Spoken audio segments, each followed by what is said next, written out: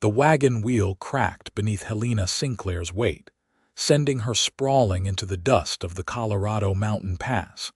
And she knew with the certainty of someone who had seen it happen 1,000 times before that this was her fault, just like everything else that had gone wrong in the past 3 years.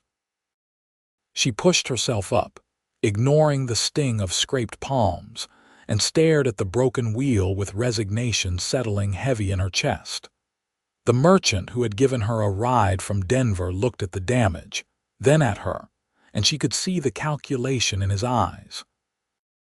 He had been friendly enough for the past 2 days, sharing his dried meat and making pleasant conversation, but now his expression shifted into something cold and suspicious. "That wheel was fine this morning," he said slowly. Helena brushed the dust from her worn traveling dress. The dark blue fabric faded from sun and too many washings. "I am sorry. I can help you fix it. You will stay right there." The merchant climbed down from the driver's seat, his boots hitting the ground with deliberate heaviness. He walked around the wagon, examining the damage, then looked back at her with narrowed eyes. "Strangest thing. Brand new wheel, installed just before I left Denver, strong enough to carry twice this load across the Rockies, but 2 days with you aboard and it snaps clean through." "It was an accident." Her voice came out steady despite the familiar twist of guilt in her stomach. She had heard variations of this conversation before, in different towns with different people who had made the mistake of showing her kindness. "Is that what happened to your family?" The merchant's question was blunt, almost cruel. "Was that an accident too?" Helena flinched. "That is not your concern." "Maybe not, but I heard talk in Denver. Woman traveling alone, wearing mourning clothes that have seen better days, won't talk about where she came from or where she is going. And I heard something else too. Heard about a fire in Kansas that killed a whole family, left only one survivor. Heard that survivor has been drifting west ever since, and everywhere she goes, misfortune follows. You should not believe every story you hear." Helena bent to pick up her small carpet bag from where it had fallen in the dust. Her hands trembled slightly, but she kept her voice calm. "I will walk the rest of the way to Salida. Salida is still 15 miles from here, and the sun will be setting in a few hours. Then I should start walking." She adjusted her bonnet, making sure her dark hair was properly covered, and began walking down the mountain road without looking back. She had learned not to argue, not to plead. When people decided you were cursed, there was no reasoning with them. The merchant called after her, something about mountain lions and the dangers of traveling alone, but Helena kept walking. She had survived worse than a long walk through the mountains. She had survived watching her husband and infant daughter burn in a house fire that started from a lamp she had knocked over in the night. She had survived the cold stares of her in-laws who blamed her for the deaths. She had survived 3 years of running from town to town, trying to escape the shadow of her own guilt. The road wound through pine forests and rocky outcroppings, the September air crisp with the promise of an early autumn in the high country. Helena walked steadily, her worn boots finding purchase on the uneven ground. She had bought these boots in St. Louis, back when she still had a little money from selling her wedding ring. Now the soles were thin, and she could feel every pebble through the leather. By the time the sun began to sink behind the western peaks, painting the sky in shades of orange and purple, Helena's legs ached and her feet throbbed. She had passed no other travelers on the road, which was both a relief and a concern. The mountains held dangers beyond wild animals. There were tales of bandits who preyed on stage coaches, of men desperate enough to rob anyone foolish enough to travel alone. She was considering whether to rest for the night or push on in the darkness when she heard the sound of hoofbeats behind her. Helena moved to the side of the road, not quite hiding behind a boulder but positioning herself where she could see who approached. A single rider came around the bend, sitting easy in the saddle of a bay horse. Even in the fading light, she could make out the broad shoulders beneath a worn leather vest, the dark hat pulled low, the rifle secured to his saddle. The rider slowed as he approached, and Helena tensed, ready to run if necessary. But the man simply touched the brim of his hat in greeting and would have ridden past if his horse had not suddenly stopped, ears pricked forward. "Easy, copper." The man's voice was low and calm, the kind of voice that spoke often to animals. He looked down at Helena with an expression that seemed more curious than threatening. "You are a long way from anywhere to be on foot, miss." "I am heading to Salada." Helena kept her voice neutral, offering no explanation. The man looked past her down the empty road, then back the way she had come. "Did your wagon break down?" Something like that. He studied her for a moment, and Helena could see him taking in her dusty dress, her worn boots, the carpetbag clutched in her hand. His face was weathered by sun and wind, lines around his eyes suggesting he spent most of his time outdoors. She guessed he was perhaps 30, maybe a year or two older, with dark hair that curled slightly at the collar, and a jaw shadowed with several days of stubble. "Salada is still a good 12 miles from here. You will not make it before full dark, and these mountains are not safe for walking at night." He shifted in the saddle, and she noticed how his hand rested easy near the rifle, not threatening but ready. "I have a ranch about 3 miles south of here. My sister runs a boarding house in Salada, and I was heading there anyway. I can give you a ride." "That is kind of you, but I can walk." Helena started moving again, her body protesting the decision. The man dismounted in one smooth motion and began walking beside her, leading his horse. "Maybe you can, but there is no sense in it. I am Nathan Shepard. I raise horses on a small ranch near Salada. Been there about 5 years now. You can ask anyone in town about me, and they will tell you I am mostly harmless." Despite herself, Helena felt a small smile tug at her lips. Mostly harmless is not exactly a strong recommendation. Fair enough. "How about this? I am not going to leave a woman alone on this mountain road at nightfall, so you can ride, or I can walk alongside you all the way to Salada, which will be mighty uncomfortable for both of us." Helena stopped walking and looked at him properly. His eyes were a surprising shade of blue-green, like deep water, and they held no calculation, no suspicion. Just a straightforward kindness that made her throat tighten with unexpected emotion. It had been so long since anyone had looked at her without judgment. "I should warn you," she said carefully. "Bad things tend to happen around me." Nathan Shepard tilted his head slightly, considering her words. "Is that a fact, or is that what people have told you?" The question caught her off guard. No one had ever asked it that way before. "Does it matter?" "The results are the same. It matters." He glanced up at the darkening sky. "But maybe we can discuss philosophy after we get you somewhere safe. What do you say?" Helena looked at the road ahead, disappearing into shadows between the trees. She looked at this stranger who offered help without demanding explanations. Every instinct told her to refuse, to protect him from whatever curse seemed to follow her. But her feet hurt, and the temperature was dropping, and she was so very tired of being alone. "My name is Helena Sinclair," she said quietly. "And I accept your offer, Mr. Shepard. Thank you. Nathan is fine." He moved to help her mount the horse, but she was already pulling herself up, settling into the saddle with the ease of someone who had grown up riding. He noticed this, and something like approval flickered across his face. He swung up behind her, reaching around to take the reins, and Helena stiffened at the sudden closeness. "You are safe," he said simply, as if reading her mind. "I promise." They rode in silence for a while, the horse moving at a steady walk through the gathering darkness. Helena was acutely aware of Nathan's presence behind her, the warmth of him in the cooling mountain air, the strength in his arms as he guided the horse. It had been 3 years since she had been this close to another person, and the sensation was both comforting and terrifying. "So what brings you to Salida?"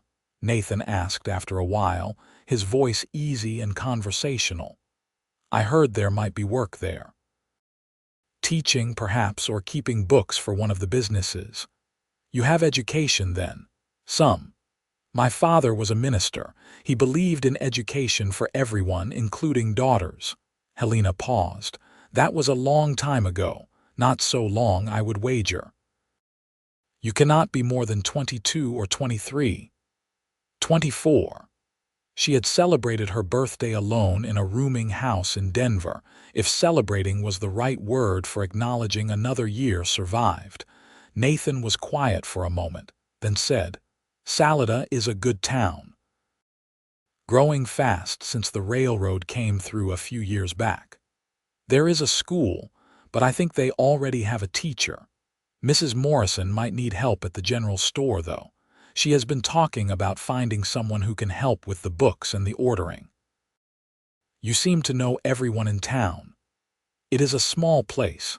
Everyone knows everyone. That can be good or bad depending on your perspective." Helena heard the unspoken question in his words. She was a stranger, arriving alone, clearly running from something. In a small town, that would cause talk. "I am not looking for trouble," she said quietly. "I just need a place to work and save some money. I will not be staying long." "Where are you going?" "I do not know yet, just somewhere else." Nathan did not press further, and Helena was grateful. They rode through the darkness, the horse picking its way carefully along the road. Above them, stars began to appear, brilliant and numberless in the clear mountain air. Helena had forgotten how beautiful the night sky could be, away from the smoke of cities. "You said you raise horses," she said, wanting to break the silence. "That is right. Nothing fancy, just good working horses for ranchers and miners. Some riding horses, too. I have about 30 head right now, hoping to expand next spring." "You run the ranch alone?" "I have a hand who helps out, young fellow named Tommy Raid. Good with the horses, still learning the rest. And my sister Margaret visits when she can spare time from the boarding house. She likes to remind me that I am living like a wild man out there without a woman to civilize me."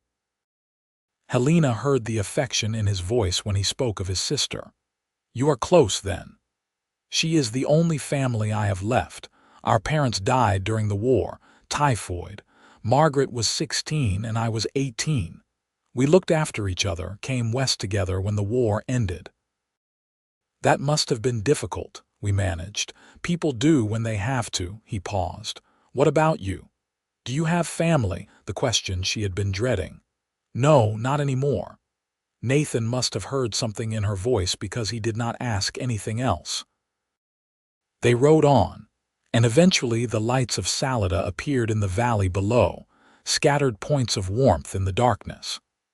The town was larger than Helena had expected, with streets laid out in a neat grid and substantial buildings that spoke of prosperity and permanence. Nathan guided the horse down the main street, which was still busy despite the late hour. Salida was clearly a town that did not sleep early. Music drifted from a saloon, and men stood talking outside a building marked as a hotel. Nathan stopped in front of a 2-story house with a painted sign that reads Shepherd's Boarding House, clean rooms, good meals. He dismounted and helped Helena down, his hands steady on her waist. "Margaret will have a room for you. She always keeps one open for emergencies. You can settle up with her about the cost tomorrow." "I have some money," Helena said quickly. She did not want charity, did not want to owe anyone anything. "I am sure you do, but it is late and you have had a long day. Tomorrow is soon enough for business." He knocked on the door, then opened it without waiting for an answer. "Margaret, you have a guest." A woman appeared from a back room, wiping her hands on an apron. She was perhaps 28 or 29, with the same dark hair as Nathan and similar blue-green eyes. Her face was open and friendly, with laugh lines around her eyes. "Nathan Shepard, you could have given me some warning. I have not cleaned the front room today, and—" She stopped, taking in Helena's dusty appearance and obvious exhaustion. Her expression shifted immediately to concern. "Oh, you poor dear. Come in, come in. Nathan, stop standing there like a fence post and bring in her things." Helena found herself ushered inside, surrounded by warm lamplight and the smell of bread baking. Margaret kept up a steady stream of talk as she led Helena up the stairs. Something about the bathroom being at the end of the hall, and how she would heat water for a bath, and had Helena eaten dinner, because there was stew left over from the boarder's meal. The room was small but clean, with a narrow bed covered in a patchwork quilt, a washstand, and a wooden chair by the window. Helena set down her carpetbag and turned to find both Margaret and Nathan watching her with identical expressions of concern. "Thank you," she managed. "Both of you. You have been very kind." "Nonsense. This is what neighbors do." Margaret patted her arm. "Now you rest for a moment while I get that bath water heating. Nathan, you go home. I am sure you have horses to feed." Nathan touched his hat brim, that same gesture Helena had seen on the road. "I will come by tomorrow, see how you are settling in, and I will talk to Mrs. Morrison about that job. You do not have to do that, I know, but I am going to anyway." He smiled, and the expression transformed his face, making him look younger and surprisingly handsome. "Welcome to Salida, Helena Sinclair. I think you might like it here."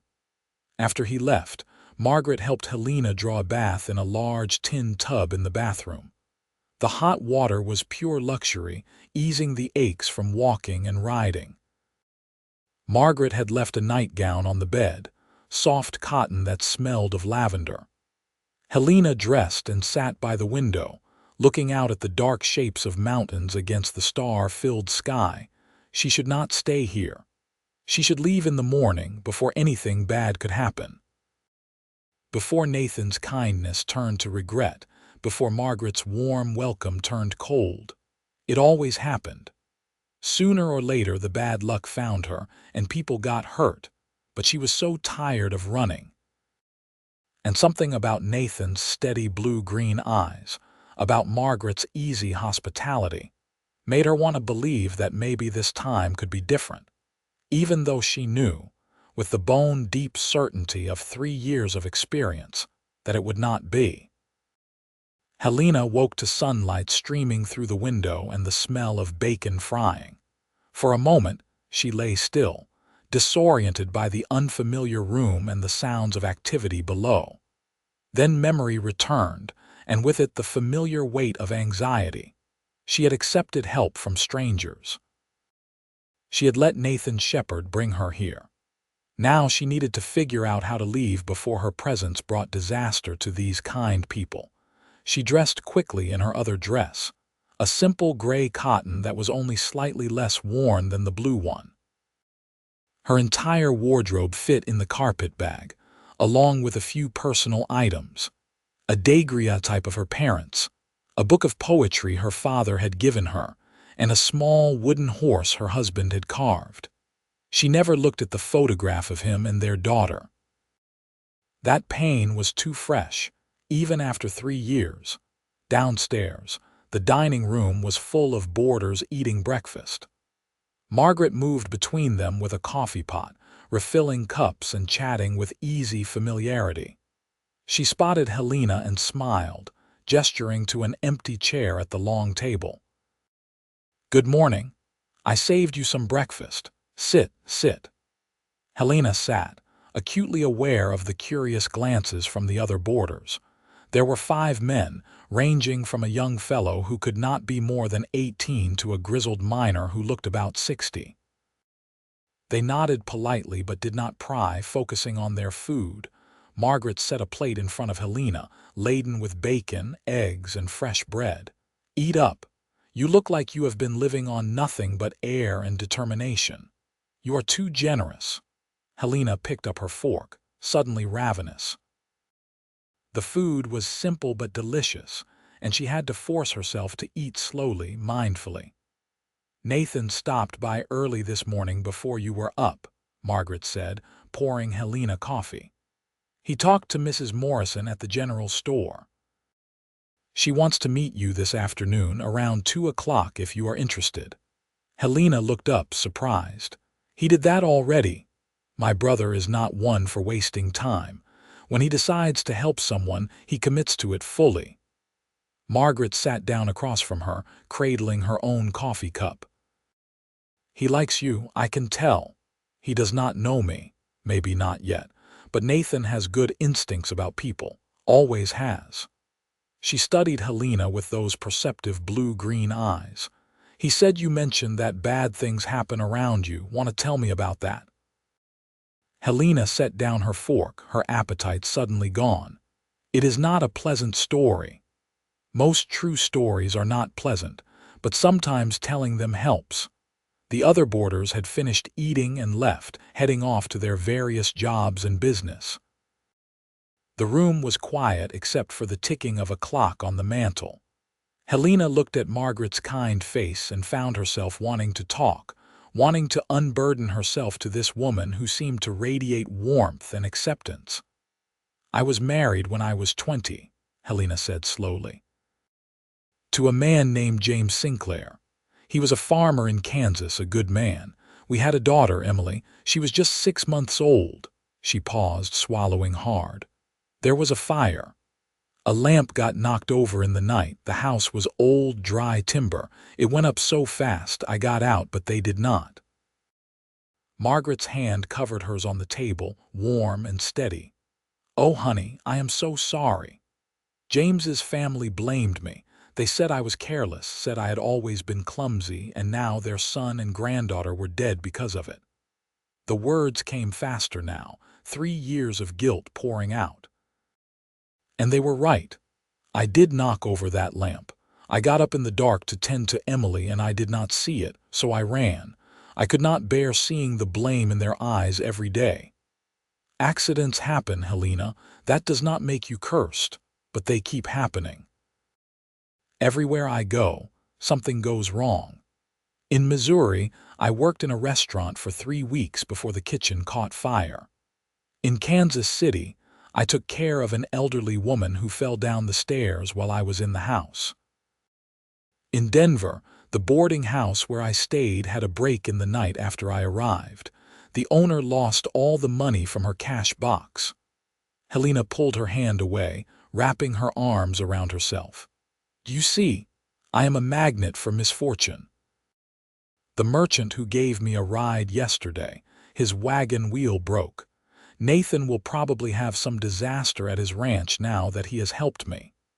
Margaret was quiet for a long moment, sipping her coffee. Then she said, "I have lived in Salida for 5 years. In that time, we have had 3 major fires, 2 floods when the Arkansas River swelled with snowmelt, 1 mine collapse that killed 6 men, countless injuries, 2 murders, and more broken bones and accidents than I can count. And you know what? You were not here for any of it." Helena blinked, surprised by the matter-of-fact tone. "Life is full of misfortune, honey. Houses catch fire, people fall downstairs, thieves steal, wagon wheels break, especially on mountain roads. None of that has anything to do with you." Margaret leaned forward. "What I think is that you are carrying a guilt that is not yours to bear, and you have convinced yourself that you are responsible for every bad thing that happens around you. But correlation is not causation. Bad things happen to everyone, everywhere, all the time. You do not understand. You did not see their faces, hear their accusations. I understand that sometimes people need someone to blame when tragedy strikes. It is easier to point a finger at a person than to accept that terrible things just happen for no reason. but that does not make their blame justified. Margaret stood, gathering plates. You can leave if you want. I will not stop you, but I hope you will stay at least for a while. Give Salida a chance. Give yourself a chance. Helena sat in the empty dining room after Margaret left, wrestling with herself. Every instinct screamed at her to pack her bag and leave before something bad happened. But another part of her, the part that was exhausted from running, wanted to believe Margaret's words, wanted to believe that maybe she could stay somewhere, build something resembling a life. At 2 o'clock, she walked to the general store. Salida was busy with midday activity. The town sat in a wide valley where the Arkansas River ran swift and cold with mountain snowmelt.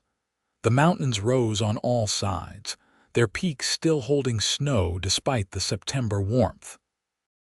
The main street was lined with substantial brick buildings.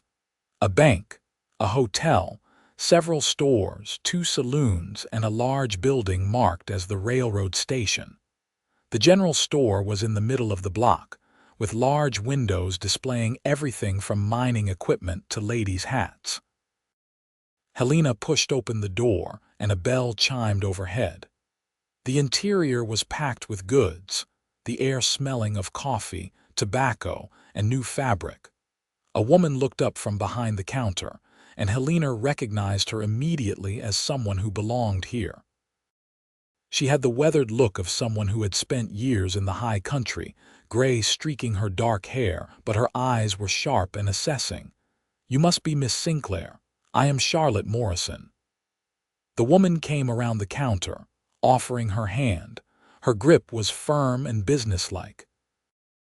"Nathan Shepard spoke highly of you, said you were educated and looking for work." "Yes, madam. I can read, write, and cipher.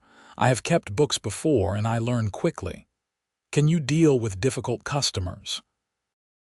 "Because I get miners in here who have been in the mountains for months, and they are not always polite.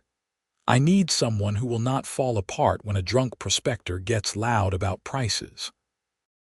Helena thought of the merchant on the mountain road, of her in-law's cold accusations, of every person who had looked at her with suspicion and blame. "I can handle difficult people." Charlotte studied her for a moment, then nodded. "I believe you can. The job is 6 days a week, 10 hours a day. I will pay you $12 a week to start, more if you prove yourself. You will keep the books, help customers, manage inventory, and keep the place clean. I close on Sundays, no exceptions. Does that suit you?" $12 a week was more than Helena had made in most of her previous positions. "That suits me very well." "Good. You can start tomorrow morning. Be here at 7 o'clock sharp." Charlotte paused. "Nathan also mentioned you might need a place to stay that is less expensive than Margaret's boarding house. I have a small room above the store. Used to rent it out, but the last tenant moved to Denver 6 months ago. It needs cleaning, but it is yours if you want it. $3 a week, including use of my kitchen for cooking your own meals." Helena did quick arithmetic in her head. $3 a week for rent left her $9 to save. If she was careful with food and other expenses, she could save perhaps $6 or $7 a week. In a few months, she would have enough money to move on, to find another town where she could start over yet again. Except she found herself thinking about Margaret's words, about Nathan's steady kindness, about the possibility of staying somewhere instead of always running. "I accept," she said. "And thank you, Mrs. Morrison. Charlotte is fine. We are not formal here." She pulled a key from a drawer and handed it to Helena. "The entrance is around back. Take a look at the room, settle yourself in. Tomorrow we will see how you manage the work." The room was indeed small, just one room with a slanted ceiling and a window overlooking the back alley. But it had a bed with a decent mattress, a table and chair, a washstand, and a small stove for heating. The walls were bare wood, and dust covered everything, but Helena had cleaned worse. She went back to Margaret's boarding house to collect her carpet bag and settle her bill. Margaret refused to take payment for the night, saying it was a welcoming gift, and made Helena promise to come for dinner at least once a week. Then Helena spent the rest of the afternoon cleaning her new room, sweeping and scrubbing until everything was spotless. By the time darkness fell, she had made the bed with the spare blanket Charlotte had provided, arranged her few possessions, and set up the small lamp on the table. She sat on the bed looking around her new home. It was not much, but it was hers. For now, at least. For however long she could make it last. A knock on the door startled her. She opened it to find Nathan standing there, holding a basket covered with a cloth. "Margaret sent dinner," he said. "She said you probably had not eaten, and she is right. You look like you have been working hard." Helena stepped back to let him in, suddenly aware of how small the room was, how intimate it felt to have him standing there in the lamplight.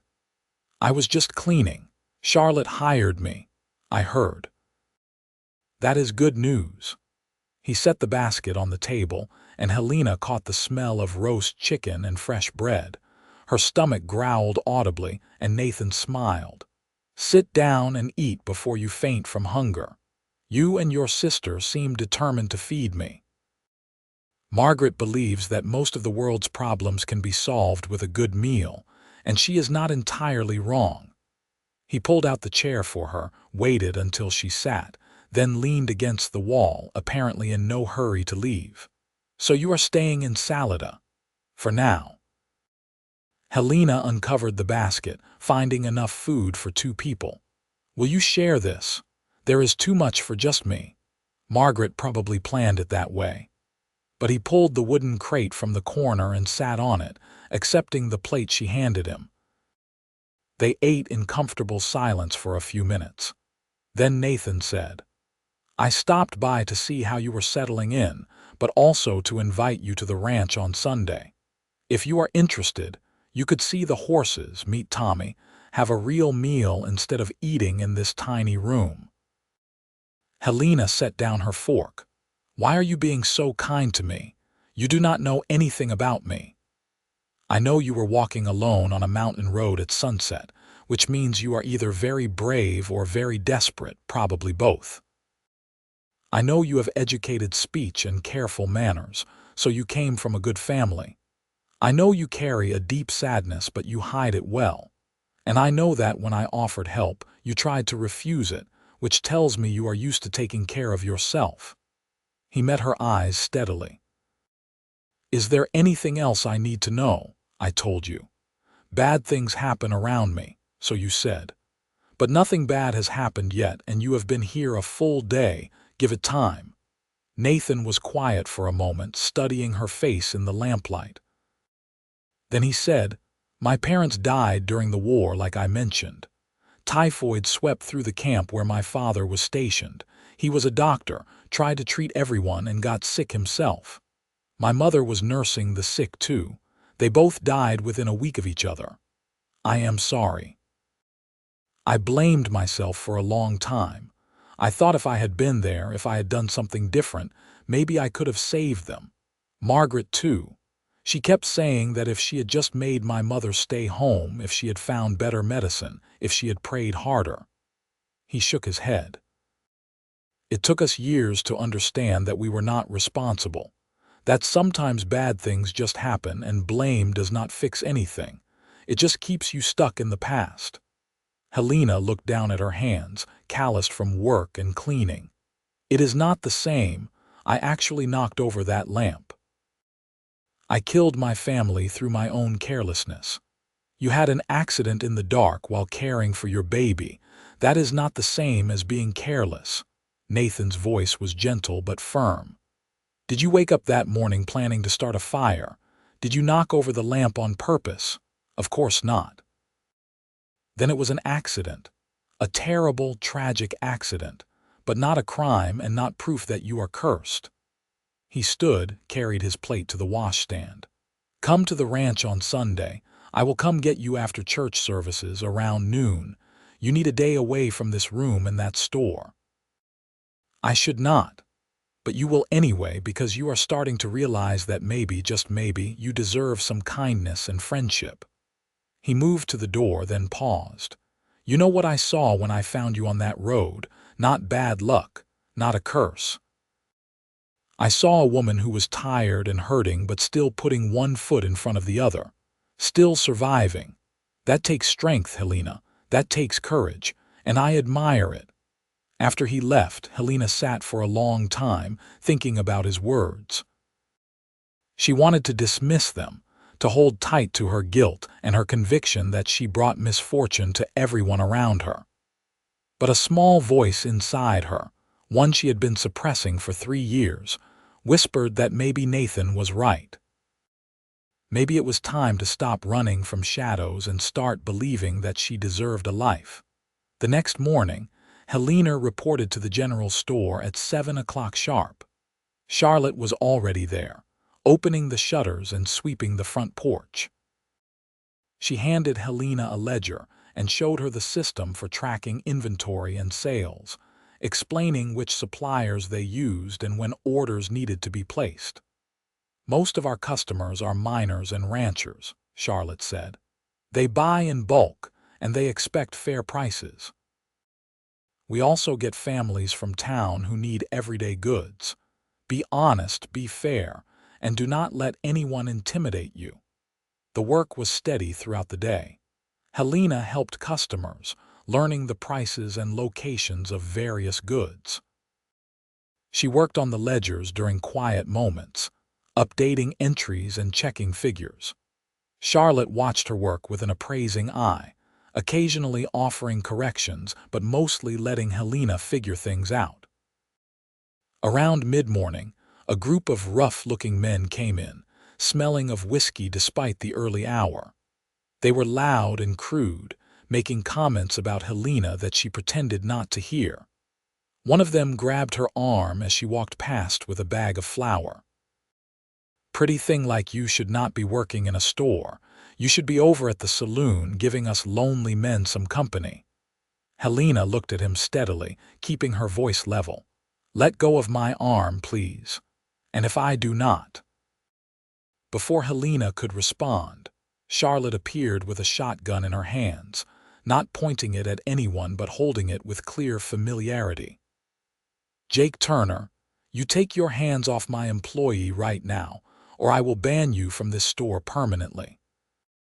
And considering this is the only place in 50 miles that sells the whiskey you like, that would be mighty inconvenient for you. The man let go immediately, holding up his hands in mock surrender. Just being friendly, Charlotte. You can be friendly somewhere else. Buy what you need and get out. The men made their purchases quickly and left. Charlotte put the shotgun back under the counter and nodded at Helena. You handled that well. Most women would have screamed or panicked. I have dealt with worse. Helena smoothed her skirt where the man had grabbed her. Thank you for intervening. That is what the shotgun is for. And do not worry about Jake. He is mostly bluster, but if anyone gives you real trouble, you come get me immediately. The days fell into a routine. Helena worked at the store, ate simple meals in her room, and slowly began to feel something she had not felt in 3 years. Normal. She was not constantly looking over her shoulder, not waiting for disaster to strike. The work was satisfying, and Charlotte proved to be a fair employer who appreciated Helena's careful bookkeeping and calm demeanor with customers. On Saturday evening, Nathan came by the store just as Helena was closing up. He had clearly been working, his clothes dusty and his sleeves rolled up to reveal tanned forearms. Just making sure you are still planning on tomorrow, he said. Helena had been thinking about his invitation all week, arguing with herself about whether to accept. The cautious part of her said to refuse, to keep distance between herself and these people who were being so kind. But another part of her, stronger now than it had been a week ago, wanted to go, wanted to see his ranch and his horses, wanted to spend time with someone who looked at her without judgment. I am planning on it, she said. What time? Noon, like I said. Wear something you do not mind getting dirty. Horses are not known for their cleanliness. Sunday morning, Helena attended church services at the small white church on the edge of town. Margaret was there and insisted Helena sit with her. The sermon was about forgiveness, and Helena found herself gripping the edge of the pew, feeling like the minister was speaking directly to her. When he talked about forgiving ourselves for our mistakes, about accepting grace, she felt tears prick her eyes. Nathan was waiting outside after the service, talking with a group of ranchers. He caught her eye and smiled, and Helena felt something warm unfurl in her chest. When was the last time someone had smiled at her that way? When was the last time she had felt anything other than guilt and sorrow? They rode out to his ranch on horseback. Nathan had brought a gentle mare for Helena, and she mounted with ease. The ranch was about 5 miles from town, nestled in a valley with good grass and a creek running through it. The house was small, just a cabin really, but well built and tidy. Behind it were several corrals and a barn. Horses grazed in the largest corral, and as they rode up, several of them lifted their heads and nickered. Nathan dismounted and helped Helena down, his hands warm on her waist. "Welcome to Shepherd Ranch," he said. "It is not much, but it is mine." A young man came out of the barn, wiping his hands on his pants. He was perhaps 19, with sandy hair and a wide, friendly smile. "You must be Miss Sinclair. Nathan has been talking about you all week." "Tommy Reed, mind your manners," Nathan said, but there was no real reproof in his voice. Helena spent the afternoon watching Nathan work with the horses. He had a natural way with them, patient and calm, reading their body language and responding accordingly. He was training a young stallion to accept a saddle, working slowly and carefully, never forcing, always giving the horse time to adjust. Tommy worked alongside him, asking questions and learning. It was clear the young man admired Nathan, looked up to him. Helena sat on the corral fence, watching, and found herself relaxing in a way she had not in years. There was something peaceful about this place, about the rhythms of the work, about Nathan's quiet competence. He caught her watching and smiled. "Want to help?" "I do not know much about horse training." "Then I will teach you." He held out his hand, and after a moment's hesitation, Helena took it. His palm was calloused from work, rough against her softer skin. He led her into the corral, showed her how to approach the young stallion, how to let him smell her, how to touch him gently. The horse was nervous at first, dancing away. But Helena spoke softly, keeping her movements slow and predictable, and gradually the stallion settled. She stroked his neck, feeling the warmth of his hide, the powerful muscles beneath. "You are a natural," Nathan said, standing close beside her. Helena looked up at him, suddenly aware of how near he was, how easy it would be to lean into him. "I grew up with horses. My father had a small farm before he became a minister. Tell me about your family." So she did, talking as they worked with the horse. She told him about her father's kindness, her mother's practical wisdom. She told him about growing up in Ohio, about learning to read from her father's books, about helping her mother in the garden. She talked about the good parts, the memories from before everything fell apart. Nathan listened, asking questions, drawing out stories she had not thought about in years. And slowly, carefully, he shared stories too. About coming west with Margaret after the war, about claiming this land and building the cabin with his own hands. About learning to train horses from an old cavalry officer, about the satisfaction of doing work he loved. Tommy brought out cold well water and sandwiches for lunch, and they sat in the shade of the barn, eating and talking. Helena found herself laughing at Tommy's stories about mishaps with the horses, about a mare who had learned to open her stall door and let all the other horses out. Cost me a whole day rounding them all up, Nathan said, shaking his head. And she looked so pleased with herself when I finally caught her. Horses are smarter than people give them credit for, Helena said. True enough. Nathan leaned back against the barn wall, his eyes on the mountains in the distance. This is a good life out here. Hard work, but honest. I go to sleep tired every night and wake up knowing exactly what needs to be done. There is satisfaction in that. You are lucky to have found it. Lucky and stubborn enough to stick with it when things got difficult. He looked at her. You could have that too, you know, a place where you belong, roots instead of wheels. I am not sure I know how anymore. You learn, one day at a time. He stood, offered his hand to help her up. Come on, I want to show you the foals. The foals were in a separate corral with their mothers, gangly and playful. Helena watched them with a smile, remembering the joy of baby animals, the promise of new life. One of the foals, braver than the others, came up to investigate her. She stroked its soft nose, feeling its warm breath on her palm. What will you do with them? She asked. Train them as riding horses, mostly. Maybe sell one or two to ranchers who need good cow horses. Nathan leaned on the fence beside her. I am building something here, Helena. Something that will last.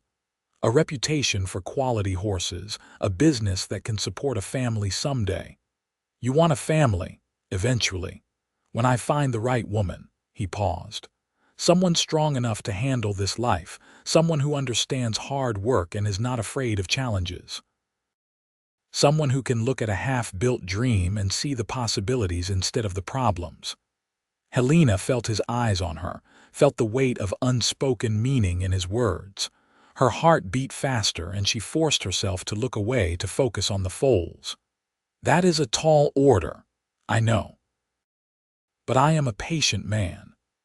They rode back to town as the sun began to set, painting the mountains in shades of gold and purple. Nathan rode close beside her, pointing out landmarks, telling her stories about the area. When they reached the store, he helped her dismount, his hands lingering on her waist.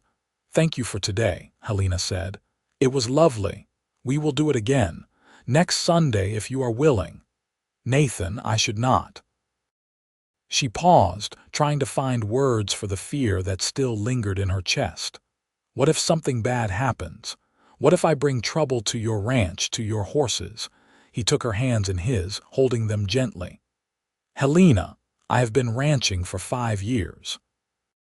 In that time, I have lost horses to illness, to injury, to predators. I have had droughts that dried up the creek and winters that killed the grass. I have dealt with thieves and difficult customers and every kind of setback you can imagine. And you know what? I am still here, still building. Still moving forward, because that is life. Bad things happen and we deal with them and we keep going. It is not the same. It is exactly the same. You are just more aware of the bad things because you are looking for them, because you think you deserve them. He squeezed her hands gently. But what if you are wrong? What if you are just a woman who has had some bad luck, same as everyone else? What if you deserve good things too? Helena felt tears prick her eyes. I want to believe that. Then start trying. Come to the ranch next Sunday, and the Sunday after that. Give yourself a chance to have something good. She nodded, not trusting herself to speak. Nathan smiled, touched her cheek gently, then mounted his horse and rode away. Helena stood in the alley behind the store, watching him go, feeling something shift inside her. A tiny crack in the wall she had built around her heart. The weeks passed, falling into a pattern. Helena worked at the store during the week, becoming more confident in her abilities and more comfortable with the customers. Charlotte raised her pay after the first month, impressed by how organized Helena kept the books and how much smoother the store ran with her help. Every Sunday, Nathan came to take her to the ranch. Sometimes they worked with the horses. Sometimes they rode through the mountains, exploring trails and finding hidden meadows. Sometimes they just sat and talked, sharing stories and dreams and fears. Helena found herself opening up to him in ways she had not opened up to anyone in years. She told him about her marriage to James, about how they had been happy despite their poverty. She told him about Emily, about the joy of holding her daughter, about the songs she used to sing to her at night. And finally, haltingly, she told him about the fire, about the guilt that consumed her, about the 3 years of running. Nathan listened to all of it without judgment, without trying to fix her or change her mind. He just listened and held her hand and let her cry when the memories became too much. And slowly, gradually, Helena began to believe that maybe she was not cursed. Maybe bad things had happened, but they were not her fault. Maybe she deserved kindness and companionship and the possibility of happiness. One Sunday in early November, they rode up to a high meadow where the aspens were gold against the dark pines. The air was cold and crisp, and they could see their breath. Nathan had brought a picnic lunch, and they sat on a blanket, eating sandwiches and watching clouds drift across the perfect blue sky. "Winter will be here soon," Nathan said. "The snow will make it harder to get to the ranch. But I was thinking, if you wanted, you could come stay at the cabin during the cold months. There is plenty of room, and Margaret would be there as chaperone. We would not want people talking." Helena's heart beat faster.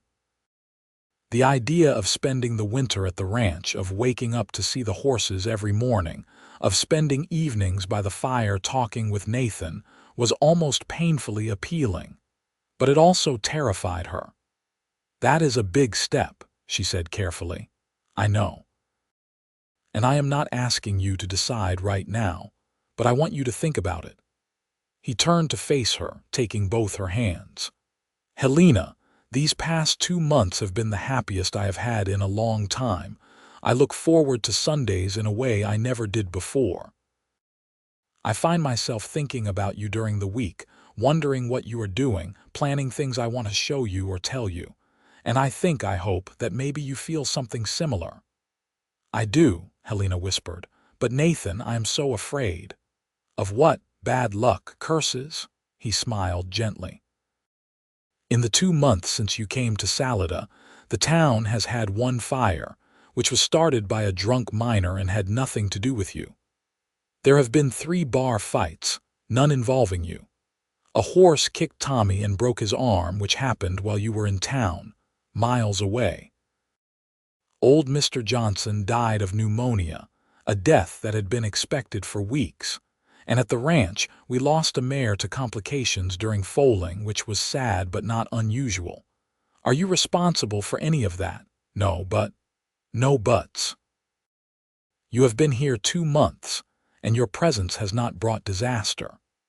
What it has brought is better bookkeeping at Charlotte's store, regular Sunday dinners at Margaret's house, Tommy's improved mood because you are so kind to him, and a happiness in my life that I had not realized was missing." He reached up to touch her face, his hand warm against her cold cheek. "You brought me everything good, Helena. Cannot you see that? I want to. I am trying. Then try harder, because I am falling in love with you, and I think you might be falling for me too. And I do not want fear to steal that from us." Helena's breath caught. "Nathan, you do not have to say anything right now. Just think about it. Think about staying. Think about building a life here with me." He leaned forward, and for a moment Helena thought he might kiss her. But instead he rested his forehead against hers, his breath warm on her face. "I will wait as long as you need. I am a patient man, remember." That night, Helena lay in her small room above the store, thinking about Nathan's words. Was it possible? Could she really let herself love him? Could she believe that she deserved happiness, deserved a future? The next morning, as she opened the store, she made a decision. She would try. She would stop looking for disaster around every corner. She would let herself hope. December brought the first heavy snow, transforming Salida into a white wonderland. The work at the store slowed as travel became more difficult, but there were still customers, and Charlotte kept Helena busy with inventory and ordering for spring. Nathan came to town more often, sometimes staying overnight at Margaret's boarding house. He and Helena would walk through the snowy streets, their breath forming clouds in the cold air, talking about everything and nothing. He held her hand and she let him. No longer flinching away from human touch on Christmas Eve, Nathan invited her to dinner at Margaret's boarding house. It was a small gathering, just Margaret, Nathan, Tommy, Charlotte, and a few of Margaret's regular boarders. They ate roasted chicken and winter vegetables, and afterwards sang carols around Margaret's piano. Nathan gave Helena a gift, a beautiful leather-bound journal with blank pages. "For your thoughts," he said. "Margaret tells me that writing can be healing." Helena ran her fingers over the soft leather, touched beyond words. "Thank you. I do not have anything for you. You gave me your company for dinner. That is gift enough," he smiled. "But if you want to give me something else, you could answer a question." "What question?" "Will you come stay at the ranch? Let me court you properly." He took her hands. "I know you are still afraid. I know you still carry guilt about the past. But Helena, you have been here for 4 months and nothing bad has happened that would not have happened anyway. Do you not see? You are not cursed. You are just a woman who deserves a chance at happiness." Helena looked around the warm room at Margaret's kind face, at Charlotte's approving smile, at Tommy's eager expression. These people had become her friends, her family almost. And Nathan, dear Nathan, who had seen her at her worst and still wanted her. "Yes," she said softly. "Yes, I will come to the ranch." Nathan's face lit up with joy. He pulled her into a hug, right there in front of everyone, and Helena let herself relax into his arms, let herself believe that maybe this was real, maybe this could last. Margaret clapped her hands. "Well, it is about time. I was beginning to think my stubborn brother would never get around to asking properly." "I was being respectful," Nathan protested. "You were being overly cautious." Margaret winked at Helena. "But I suppose it worked out in the end." After dinner, Nathan walked Helena back to the store. The streets were quiet, the snow muffling all sound. They stopped in the alley behind the building and Nathan turned to face her. "I meant what I said on Thanksgiving," he said quietly. "I am in love with you, Helena Sinclair, have been for a while now. I know you might not feel the same yet, but I wanted you to know." Helena looked up at him, at his dear face, at the love shining in his blue-green eyes, and she realized that the fear was still there, would probably always be there in some measure. But it was no longer the loudest voice in her head. There was another voice now, one that spoke of hope and possibility and the courage to try again.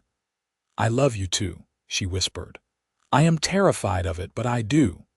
Nathan smiled, that smile that transformed his whole face, and then he kissed her. It was gentle and sweet, full of promise. Helena closed her eyes and kissed him back, letting herself feel the joy of it, the rightness of it. When they finally pulled apart, Nathan rested his forehead against hers. "I am going to marry you someday," he said, "if you will have me." "Someday," Helena agreed. "When I am ready. I will wait, however long it takes." Helena moved to the ranch the week after Christmas. True to Nathan's word, Margaret came too, moving into the second bedroom to serve as chaperone and companion.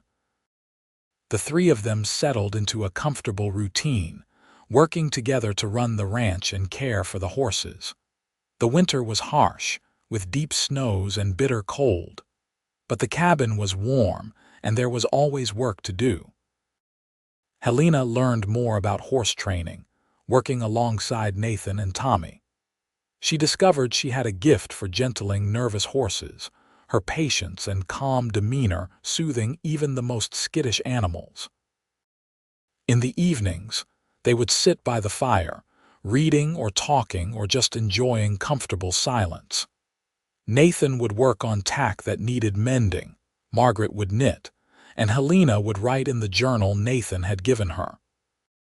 She wrote about her day, about the horses, about the beauty of the mountains in winter. And slowly, carefully, she began to write about James and Emily, recording her memories of them, acknowledging her grief but no longer drowning in it. One night in February, as a blizzard raged outside, Margaret went to bed early, leaving Nathan and Helena alone by the fire. Nathan set aside the bridle he was repairing and moved to sit beside Helena on the small sofa. "What are you writing about?" he asked. "Emily. How she used to laugh when I sang to her." Helena closed the journal. "I have been afraid to remember them, afraid it would hurt too much. But you were right. Writing helps. It is like I am honoring their memory instead of running from it. I am glad." Nathan put his arm around her shoulders and Helena leaned into him, feeling safe and cherished. "You never talk about your in-laws. Do they know where you are?" "I do not think so. I stopped writing after the first year. They made it clear they did not want to hear from me." She paused. "Sometimes I wonder if I should try again. Tell them I am doing better, that I am sorry for leaving the way I did." "You want to reconnect with them?" "I do not know. Part of me thinks I owe them that much. But another part of me is afraid they will just bring back all the pain, all the blame." Nathan was quiet for a moment, then said, "I think you should do what feels right for you, not what you think you owe anyone. You have spent enough time carrying other people's expectations. It is time to make your own choices." Helena turned to look at him, struck by how much she loved him, how much he had helped her heal. "How did you get so wise?" "I am not wise. I just know what it is like to carry guilt for things beyond my control, and I know how much lighter life feels when you finally let it go." He cupped her face in his hands. "You are not responsible for that fire, Helena. It was an accident, a terrible, tragic accident, but it does not define you. It does not determine your worth or your future." "I am starting to believe that." "Good. Because I have plans for our future and they are all good things. No room for guilt or curses or bad luck." "What kind of plans?" Helena asked, though she thought she knew. "The kind that involve you becoming my wife. The kind that involve building this ranch together, raising horses and maybe some children if we are blessed that way. The kind that involve growing old together, watching sunsets from the porch, telling stories to our grandchildren." He smiled. "The kind that involve everything good." Helena felt tears slip down her cheeks, but they were happy tears. "That sounds like a beautiful future." "Then marry me, not someday, soon. This spring when the mountain flowers bloom, marry me and let us start building that future together." "Yes," Helena said, not hesitating this time. "Yes, Nathan. I will marry you." They were married in May in the small church in Salida with Margaret and Charlotte and Tommy and half the town in attendance. Helena wore a simple dress that Margaret had helped her sew, pale blue cotton with white lace at the collar. Nathan wore his best suit, looking handsome and nervous and utterly happy. As they stood before the minister, exchanging vows, Helena felt a peace settle over her that she had not felt in years. She was not afraid anymore. She was not waiting for disaster. She was just a woman marrying the man she loved, starting a new chapter, embracing the possibility of joy. When Nathan kissed her, sealing their marriage, the congregation erupted in applause. Margaret was crying happy tears. Charlotte was beaming. Tommy was grinning so wide his face might split. And Helena, for the first time since the fire, felt truly happy. They held the reception at Margaret's boarding house with food and music and dancing. Nathan never left Helena's side, his hand always on hers, his eyes constantly finding her across the room. When they finally left for the ranch, amid showers of rice and good wishes, Helena felt like she was floating. The cabin had been cleaned and decorated by Margaret, who had somehow found time between cooking for the reception and managing her boarders. There were wildflowers in jars on the table, clean sheets on the bed, and a fire burning in the hearth. Nathan carried Helena over the threshold and she laughed, feeling young and carefree in a way she had forgotten was possible. He set her down gently and kissed her, long and deep. "Welcome home, Mrs. Shepherd," he murmured against her lips. "It feels like home," Helena said, surprised to realize it was true. "For the first time in so long, I feel like I belong somewhere. You belong with me, always." Nathan took her hands, his expression serious. "I promise you, Helena, I will spend every day for the rest of my life making sure you never doubt that you deserve happiness, that you deserve love, that you brought me and this ranch and everyone who knows you, everything good." Helena pulled him close, holding tight to this man who had saved her not by sweeping in like a hero, but by simply being steady and patient and kind, who had seen past her guilt and fear to the woman beneath, who had believed in her when she could not believe in herself. "I love you," she whispered. "So much it scares me sometimes. Do not be scared, just love me, let me love you, and trust that we will face whatever comes together." That night, as they lay in their bed, Helena's head resting on Nathan's chest, listening to the steady beat of his heart, she thought about how far she had come. From that desperate woman walking alone on a mountain road, convinced she brought only misfortune, to this moment of perfect contentment and hope. Bad things had happened to her. Terrible things. But she was learning that those things did not have to define her. That she could carry her grief and her memories without letting them destroy her. That she could build a new life without betraying the old one. And most importantly, she was learning that she was not cursed. She was just human, flawed and fumbling like everyone else, deserving of second chances and new beginnings.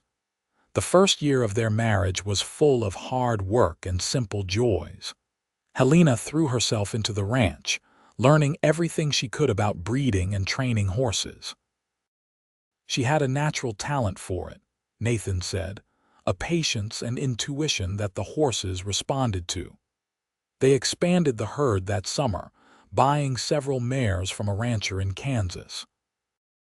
One of them was pregnant, and Helena spent hours with her preparing for the birth, making sure everything was ready.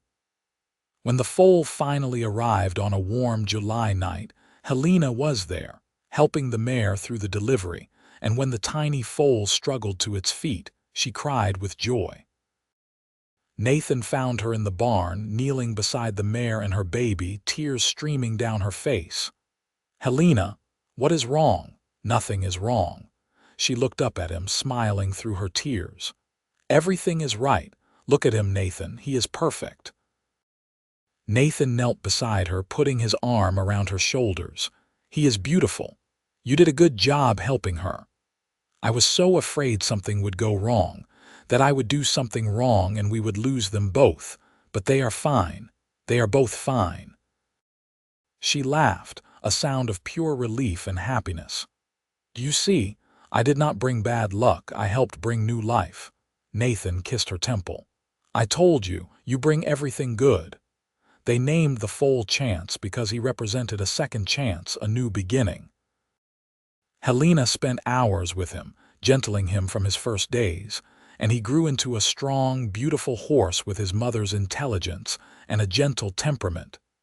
In the fall, Helena realized she was pregnant. She did not tell Nathan right away, wanting to be sure, afraid to hope.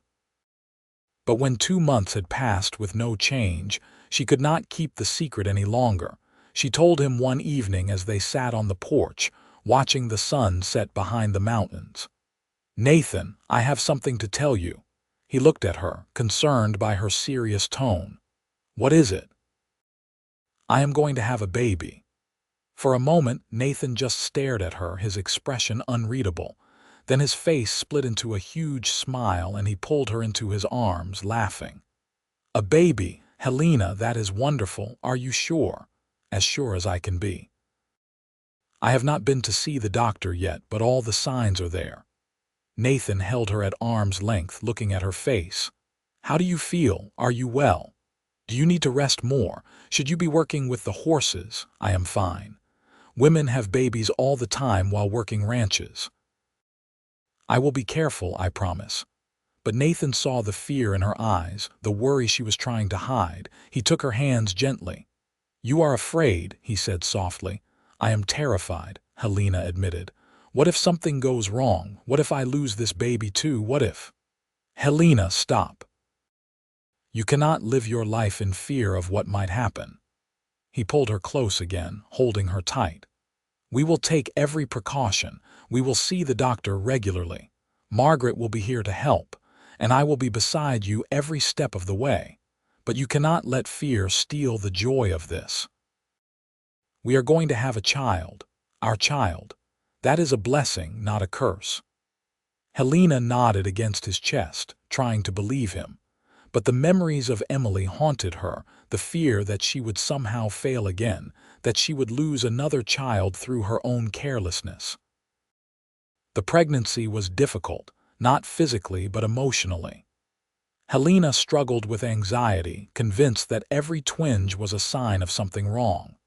Nathan was endlessly patient, reassuring her, reminding her to breathe, to trust her body, to have faith.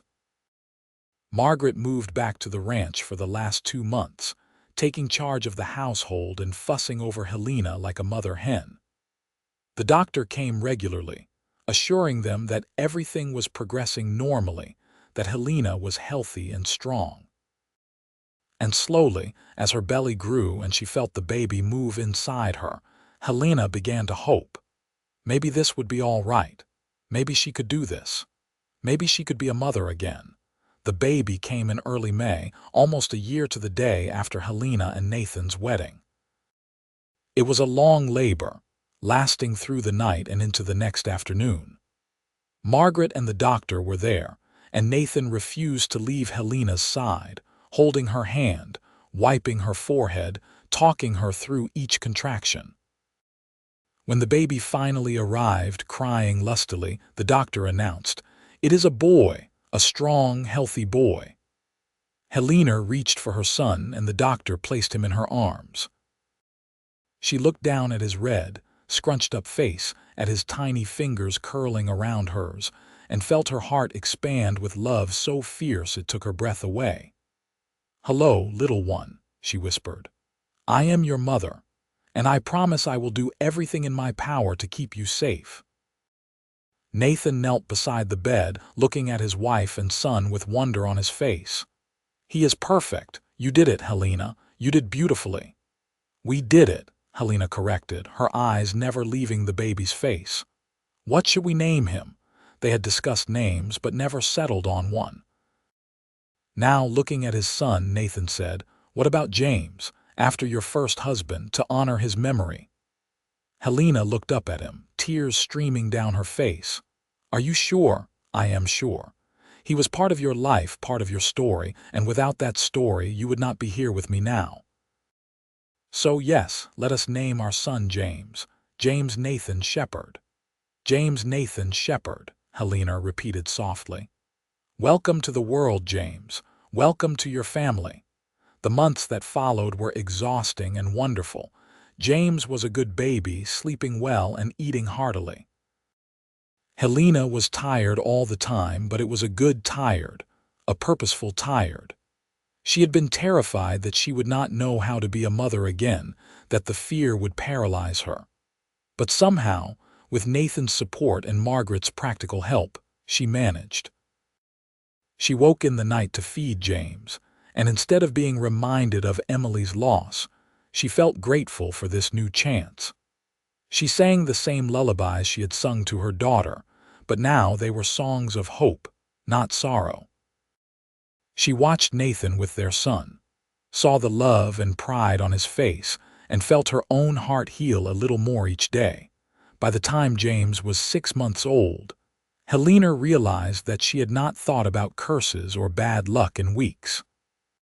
She was too busy living her life, raising her son, working with the horses, building a future with Nathan. The guilt was still there, would probably always be there in some measure, but it no longer controlled her. It no longer defined her. One afternoon in late autumn, as she sat on the porch with James in her arms, watching Nathan work with Chance in the corral, she felt a deep sense of peace settle over her. This was her life now. This ranch, this family, this beautiful Colorado valley with mountains all around. She belonged here. She was home. Nathan finished with Chance and came to join her on the porch, dropping a kiss on her head before sitting beside her. James reached for his father with chubby hands, and Nathan took him, bouncing him gently on his knee. "He is getting so big," Nathan said. "Before we know it, he will be walking and getting into everything. I know. Sometimes I wish I could freeze time, keep him this little forever." Helena smiled. "But then I remember how exciting it will be to watch him grow, to see what kind of person he becomes. He will be a good man. With you as his mother, how could he be anything else?" Helena leaned against Nathan's shoulder, watching their son. "Do you remember what you said to me that first day on the mountain road? You said I seemed very brave or very desperate. I remember. I was desperate then. Desperate to escape my past, desperate to believe I could have a future. But now I am brave. Not because I am not afraid anymore, but because I have learned to live with the fear, to not let it stop me from loving and hoping and trying." Nathan shifted James to one arm so he could put the other around Helena. "You have always been brave. You just needed to see it in yourself. You helped me see it. You and Margaret and this place, this life we have built." She turned to look at him. "I used to think I brought bad luck wherever I went. But you told me I brought you everything good, and you were right, because this, what we have now, this is everything good." Nathan kissed her soft and sweet. "I love you, Helena Shepherd, more than I can ever say. I love you too, so much." James fussed, wanting attention, and they both laughed. Nathan stood, holding his son up high, making him giggle. "Come on, little man, let us go see the horses before bedtime." Helena followed them to the barn, watching as Nathan showed James the horses, telling him their names, letting him pet their soft noses. Tommy was there, mucking out stalls, and he grinned when he saw them. "That boy is going to be a horseman like his father," Tommy said. "You can see it already." "Maybe," Helena said. "Or maybe he will be a doctor or a teacher or a shopkeeper, whatever he wants to be. As long as he is happy," Nathan added. "That is all that matters." They walked back to the cabin as the sun set, painting the sky in shades of orange and pink and gold. Inside, Helena made dinner while Nathan played with James, and after they ate, they sat by the fire, taking turns reading aloud from a book of poems. This was their life now. Simple, peaceful, full of small joys and daily routines. Not exciting or dramatic, but real and solid and good. That night, as Helena lay in bed with Nathan beside her and James sleeping in his cradle nearby, she thought about how far she had come. From that broken woman on the mountain road to this moment of perfect contentment. It had not been easy. There had been setbacks and fears and moments when she almost gave up. But Nathan had been there, steady and patient and kind. He had believed in her when she could not believe in herself. He had loved her through her guilt and her fear. He had shown her that she was not cursed, that she deserved happiness, that she could build a new life without erasing the old one. She had brought him everything good, he said. But he had given her something far more precious: hope, the courage to try again, the strength to forgive herself. The wisdom to see that bad things happen to everyone, and they do not make you cursed or unworthy. They just make you human. Helena closed her eyes, listening to Nathan's steady breathing, to James's soft baby snores. And for the first time in 6 years, since before the fire that changed everything, she felt truly at peace. The years passed, bringing changes and challenges and joys. James grew into a sturdy, curious toddler, always underfoot, always asking questions. When he was 3, Helena became pregnant again, and this time she was not as afraid. She had done this before. She knew she could do it again. Their second child was a daughter, born on a snowy December night. They named her Emily Rose after Helena's first daughter, but with her own identity. Nathan held his daughter with the same wonder he had shown when James was born, and Helena marveled at how her heart expanded to hold this new love. 2 children, she said, exhausted but happy. We have 2 children, Nathan. We are blessed, he agreed. So very blessed.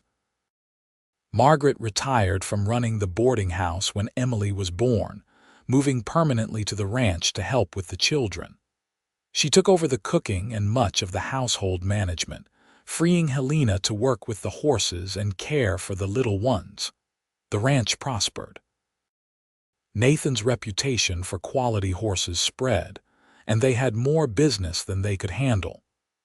Tommy married a girl from town and built his own small cabin on the edge of the property, staying on as Nathan's partner in the business. They hired 2 more hands to help with the work, and talked about expanding into cattle as well as horses. Helena kept the books for the ranch, her careful management ensuring they always knew where they stood financially. She also began writing articles about horse training for a magazine in Denver, sharing the techniques she had learned and developed. It brought in a little extra money and gave her a sense of accomplishment beyond the ranch, but the best moments were the quiet ones. Mornings when she woke to find Nathan already up, making coffee, James and Emily still asleep. Afternoons when they rode out to check fences, the children secured in front of them on the saddles. Evenings when they sat on the porch, watching the sunset, while the children played in the yard with the dogs. One evening, when James was 7 and Emily was 4, Helena found herself alone on the porch with Nathan. The children were in bed, Margaret had retired to her room, and the ranch was quiet except for the sounds of horses moving in the corrals. "You ever think about the what-ifs?" Helena asked, leaning against Nathan's shoulder. "What if that wagon wheel had not broken? What if I had walked all the way to Salida alone? What if you had ridden past without stopping?" "I try not to think about what-ifs," Nathan said. "I prefer to think about what is. And what is that you are here with me and we have built something beautiful together. I am glad you stopped that day. Glad you did not listen when I said bad things happen around me. I knew you were wrong about that from the first moment I saw you. You did not look like someone who brought bad luck. You looked like someone who was lost and hurting and desperately needed someone to see past the pain to the person beneath." Helena turned to look at him. "You saw me, really saw me, no one else did. Then they were fools." Nathan kissed her forehead. "You are the strongest, bravest, most resilient person I know. And I am honored to be your husband, to raise our children with you, to build this life with you." "You saved me," Helena said softly. "No, you saved yourself.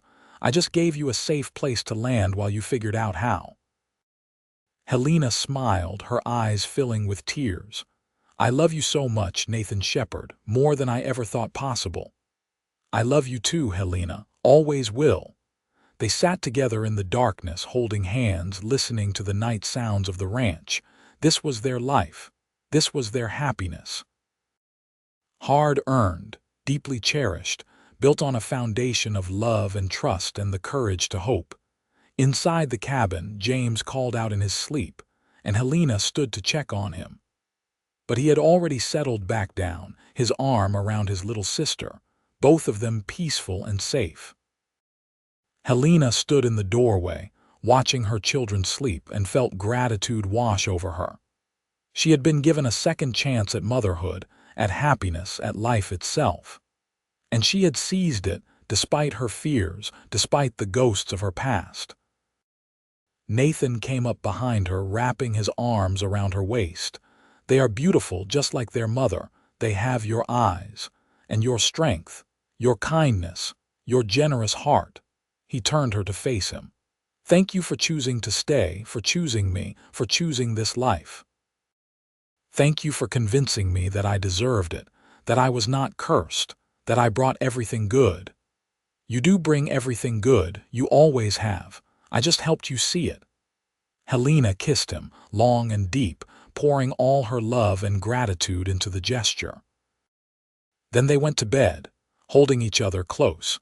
Two people who had found healing and hope in the Colorado mountains, who had built a life together from pain and fear and loss, transforming it into something beautiful and lasting and true. More years passed.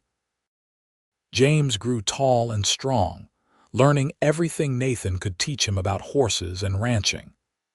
Emily was clever and quick, with a talent for numbers that surpassed even Helena's careful bookkeeping.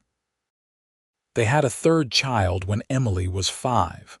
Another boy they named Thomas after Tommy, who had become like a brother to Nathan and an uncle to the children.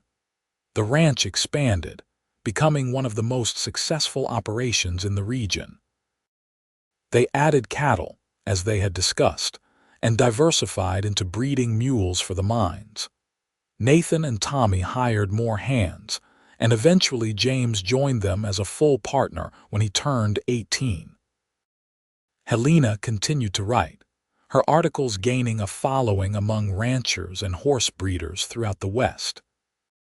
She compiled them into a book that was published in Denver, and though it was not a bestseller, it brought her satisfaction to see her name in print, to know that her knowledge and experience were helping others. Margaret lived to see her great-nieces and great-nephews, James's 3 children and Emily's 2, before she passed peacefully in her sleep at the age of 78. Her death was sad but not tragic.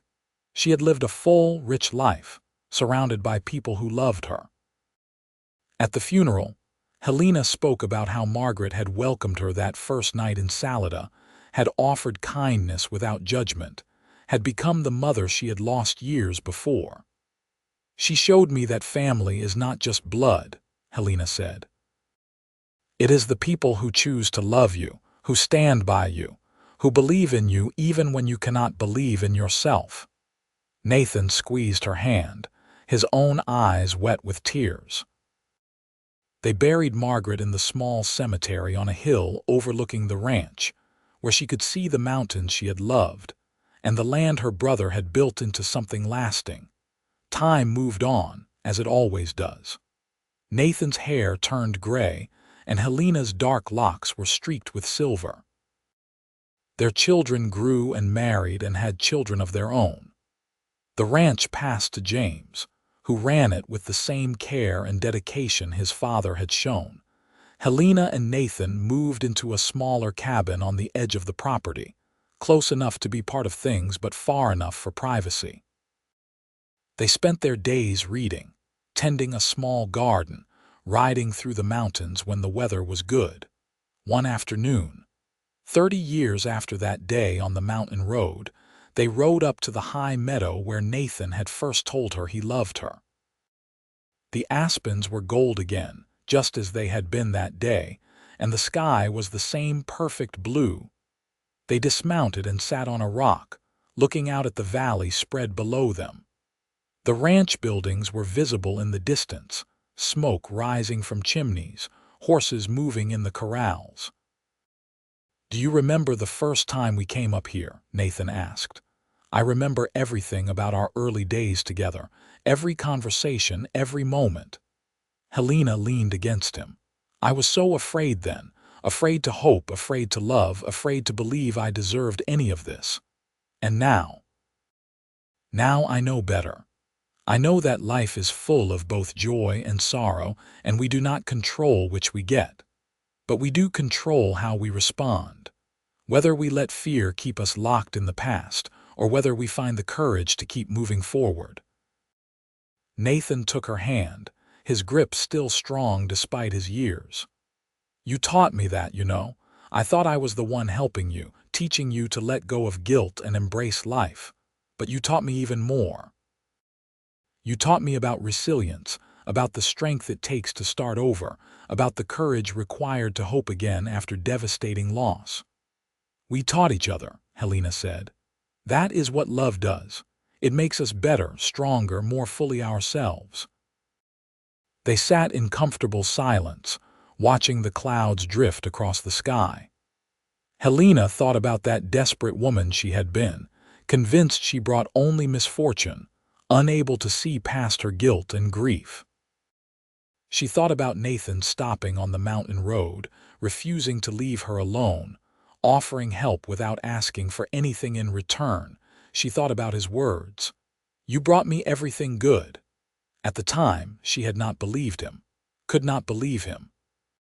But now, looking at the life they had built together, at the children and grandchildren they had raised, at the ranch that had prospered under their care, she knew it was true. She had brought him everything good. And he had given her the same gift, a life worth living, a love worth having, a future worth believing in. "Thank you," she said softly. Nathan turned to look at her. "For what?" "For stopping that day, for not riding past, for seeing me when I felt invisible, for believing in me when I could not believe in myself, for loving me through all my fears and doubts, for giving me this life." She gestured at the valley below, at the ranch, at everything they had created together. "For everything." Nathan smiled, that same smile that had captured her heart 30 years ago. "Thank you for letting me, for taking a chance on a stubborn cowboy with more hope than sense, for choosing to stay when every instinct told you to run, for being brave enough to try again." He kissed her softly. "For bringing me everything good." They rode back to the ranch as the sun began to set, painting the mountains in shades of gold and purple, just as it had that first night so many years ago. But this time, Helena was not afraid. She was not looking over her shoulder, waiting for disaster. She was simply riding beside the man she loved, heading home to the life they had built, grateful for every moment, every choice, every chance she had taken, because she had learned finally and fully that she was not cursed. She was blessed. And the bad luck she had believed she carried was nothing more than the normal misfortunes of life, no more or less than anyone else experienced. What she actually brought, what she had always brought, was strength and resilience and hope and love. Everything good. The story of Helena and Nathan did not end that day in the meadow, of course. Life continued with its mix of joys and sorrows, triumphs and challenges. But they faced it all together, hand in hand, heart to heart. When Nathan died at the age of 72, surrounded by his wife and children and grandchildren, his last words were, "Thank you for the life we built, Helena.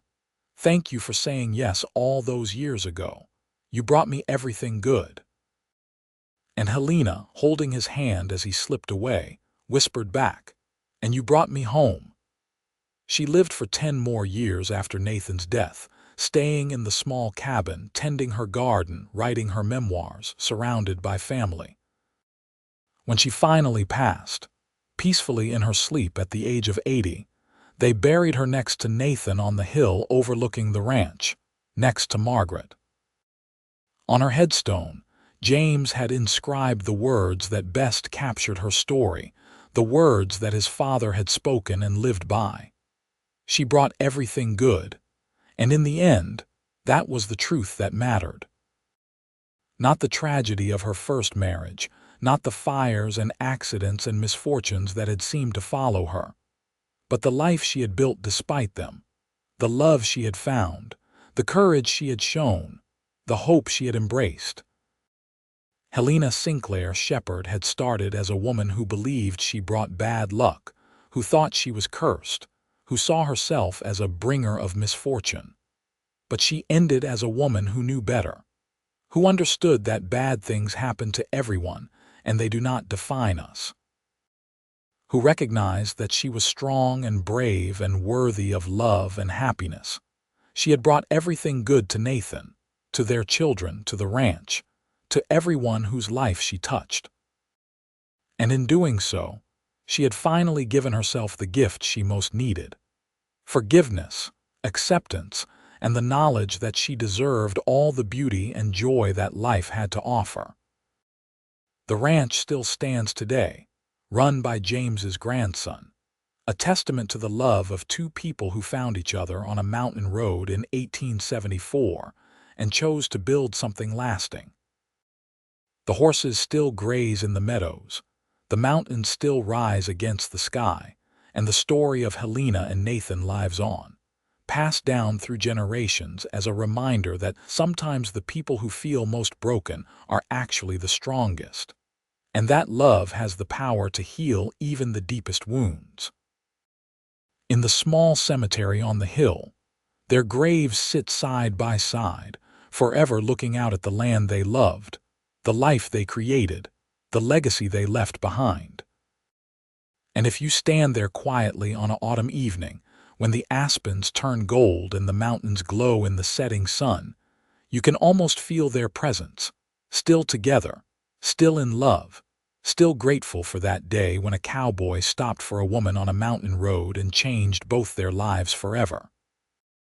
That is the story of Helena Sinclair, who believed with sorrow that she brought bad luck, and Nathan Shepard, the cowboy who knew the truth, that she brought everything good. It is a story of healing and hope, of courage and resilience, of love that transforms and endures.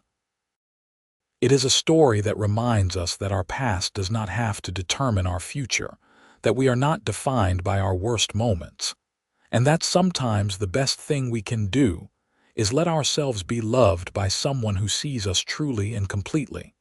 And in the end, is that not what we all need? Someone who looks past our fears and our guilt and our self-doubt and sees the goodness within us. Someone who believes in us when we cannot believe in ourselves. Someone who stays when everyone else leaves, who loves when we feel unlovable, who sees light where we see only darkness. Nathan was that person for Helena, and she, in turn, became that person for him and for their children and for everyone whose life she touched. That is the legacy she left behind. That is the truth that echoes through the generations. She brought everything good. She always had. She just needed someone to help her see it. And in seeing it, in believing it, in living it, she created a life of beauty and meaning and love that outlasted her own years and continues to inspire those who hear her story. The woman who thought she was cursed became a blessing. The woman who ran from misfortune built a foundation of hope. The woman who believed she brought bad luck actually brought everything good. That is the truth. That is the story. That is the legacy of Helena and Nathan Shepard, a cowboy and a woman who found each other in the Colorado mountains in 1874 and built a love that lasted forever.